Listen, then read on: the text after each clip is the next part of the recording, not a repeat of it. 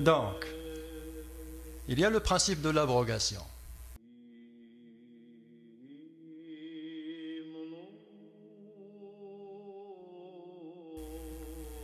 Je vous explique le principe de l'abrogation. La preuve, avant de l'expliquer, je vous amène une preuve. La preuve, c'est l'interdiction de l'alcool.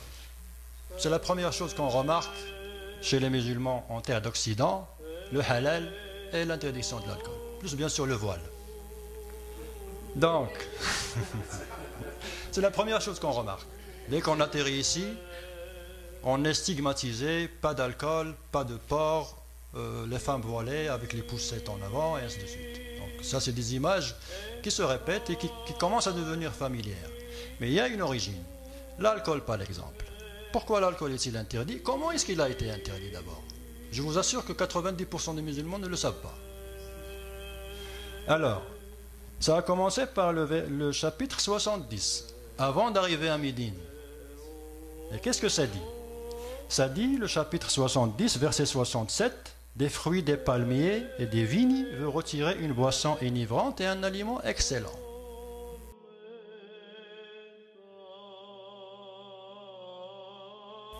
Les boissons enivrantes, ce sont les boissons qui donnent de l'ivresse.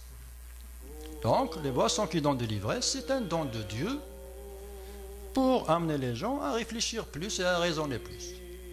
C'est le verset qui le dit. Par la suite, on est arrivé à 87. Qu'est-ce que ça dit? Il t'interroge sur le vin et les jeux de hasard, dit, dans les deux, il y a un grand péché et quelques avantages pour les gens, mais dans les deux, le péché est plus grand que l'utilité. Mais continuez à boire, pas de problème.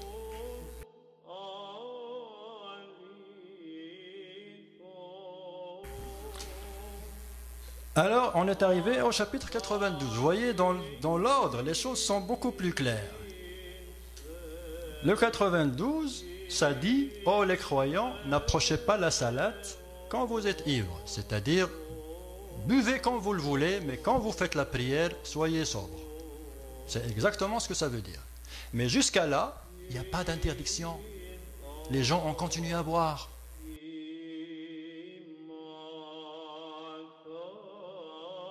Les compagnons du prophète prenaient du vin avant l'interdiction.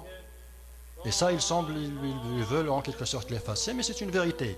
Parce que remarquez ici, on a commencé ici en 610 à peu près. La révélation a commencé à peu près en 610. Là, on est à 622. 12 années que les gens buvaient sans problème, faisaient la prière sans problème. Il n'y a pas eu d'interdiction. Le verset qui a interdit le Coran, c'est le voici. Le 112. Il fallait attendre pratiquement la fin du Coran pour trouver l'interdiction. Et qu'est-ce que ça dit? Oh les croyants, le vin, le jeu ne sont qu'une abomination, œuvre du diable, écartez-vous-en afin que vous ressuscitiez.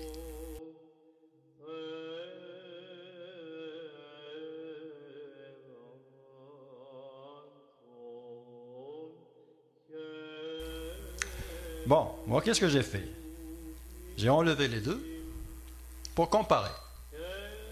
Et là, on a le 70 qui nous dit boisson enivrance, un aliment excellent. Et là, on a le 112 qui nous dit abomination, œuvre du diable.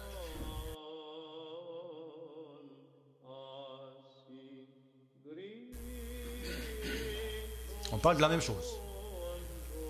Mais, lequel est celui qui fait office de loi dans les pays musulmans? Est-ce que c'est celui-là ou celui-là? C'est ça l'importance de ça, de ce que nous sommes en train de parler maintenant. Lequel a fait office de loi? La loi pénalise la consommation d'alcool dans plusieurs pays musulmans, sur la base du verset qu'on a vu. Donc, si un musulman, par exemple, prend un verre de champagne et leur dit, moi, le verset de 70, il dit que c'est un don de Dieu, pour moi c'est un don de Dieu. Il aura raison. Mais on va lui dire non, parce que le verset il a été abrogé. Abrogé, ça veut dire annulé.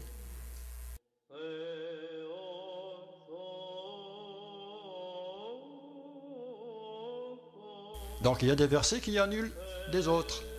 Et automatiquement, ceux qui viennent à la fin annulent ceux qui viennent au début s'il y a contradiction.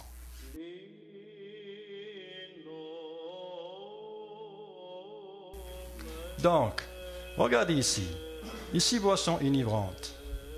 Ici, à vous votre religion, à moi ma religion. Ici, abomination, œuvre du diable, et capitation et décapitation. À votre avis, lequel des deux, de ces deux-là, a en quelque sorte force de loi? C'est la deuxième. C'est le deuxième. Pire que ça, il y a d'autres exemples.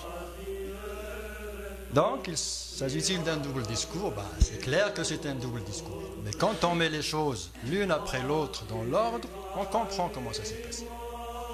Mais il y a pire que ça.